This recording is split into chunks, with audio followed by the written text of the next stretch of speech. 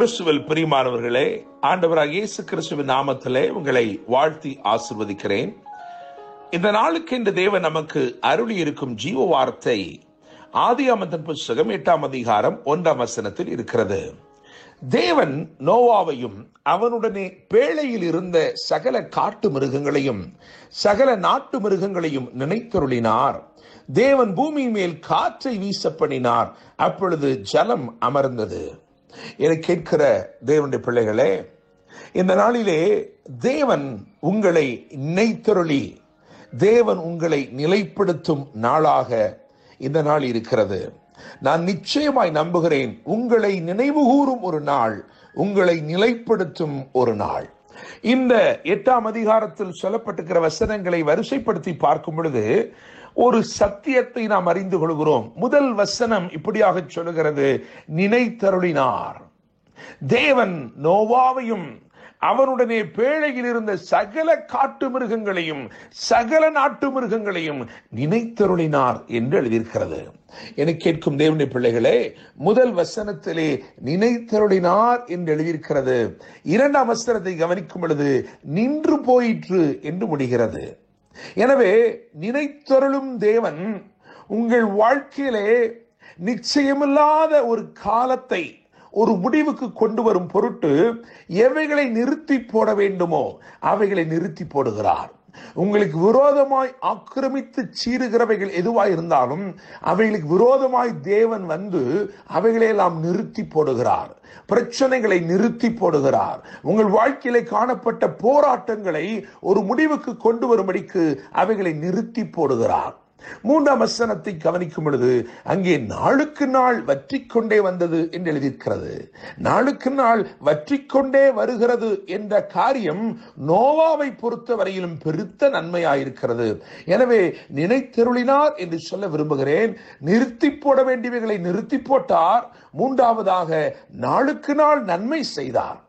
4ஆவதாக 4ஆம் வசனத்திலேயே எழுதியிருக்கிறது, 7ஆம் மாதம் 17ஆம் தேதியிலே பேழை அரராத் என்னும் மலைகளின் மேல் தங்கிற்று.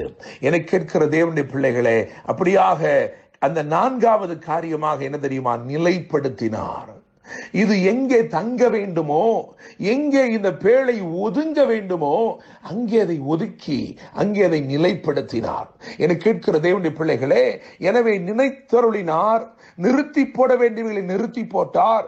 நாளுக்கு நாள் நன்மை செய்தார், நிலைப்படுத்தினார். இவைகளையெல்லாம் கர்த்தர் உங்கள் வாழ்க்கையிலே தொடர்ச்சியாய் செய்ய போவதை நான் என் ஆவியிலே உணர்கிறேன். தேவனுடைய பிள்ளைகளே, நீங்கள் யோசித்து பாருங்கள்.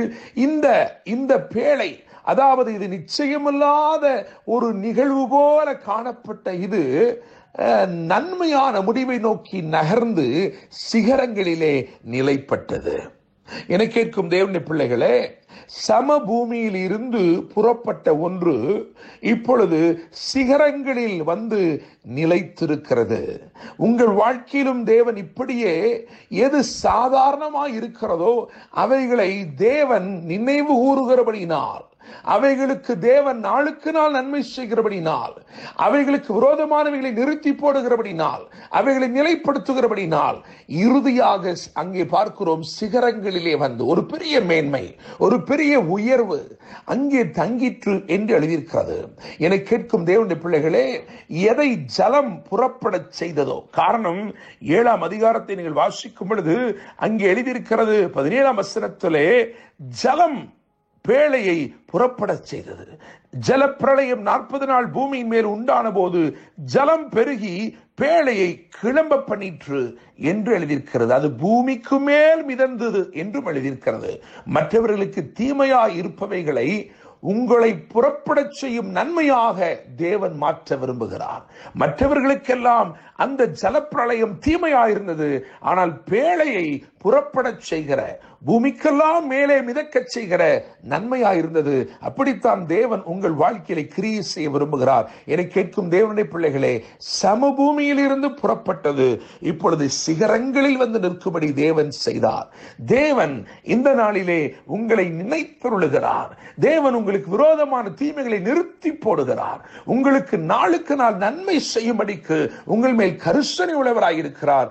சாதாரண நிலையில் இருந்த உங்களை உங்களை சிகரங்களிலே நிலைப்படுத்தும்படிக்கு உங்கள் மேல் கிருபையாய் அவர் இருக்கிறார். நிச்சயமாய் இந்த வார்த்தைகளின்படி உங்கள் வாழ்க்கையில் அவர் நன்மை செய்வார். என்றும் அன்புடன் பாஸ்டர் டேனியல் மோசஸ்.